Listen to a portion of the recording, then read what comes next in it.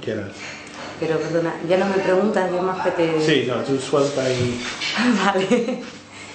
Mi nombre es Elena Barquilla y estamos en Mesón La Troya, que es un restaurante que está en Trujillo, en la provincia de Cáceres.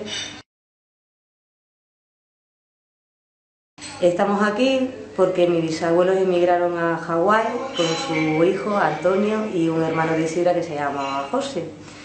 El motivo de por qué se fueron es porque Isidra tuvo un hijo y se murió accidentalmente en un pozo. Entonces, por pena y para tener una mejor calidad de vida, optaron por el sueño americano y se fueron más o menos en 1911 en un barco.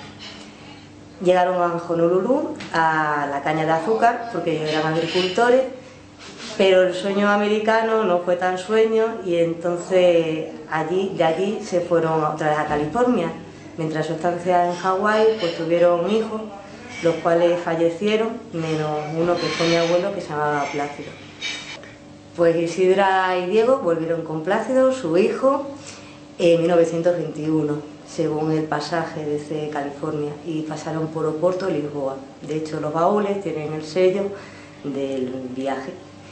Y volvieron a Madroñera, que era su pueblo, y pasaron por Trujillo. Y en Trujillo este establecimiento antes está datado, que también era posada.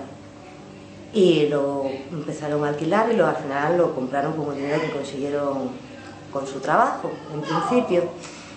Y antiguamente lo de arriba era una casa de huéspedes y abajo era donde se establecían, como comúnmente se llama aquí, las fieras o las bestias, que eran los caballos y los toros y las vacas, y el calor de esos animales que desprendían pues calentaban a los huéspedes de arriba.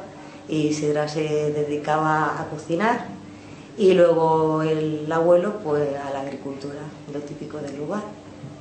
Entonces yo solamente de pequeña sabía que mi abuelo había nacido en Hawái porque sus padres emigraron.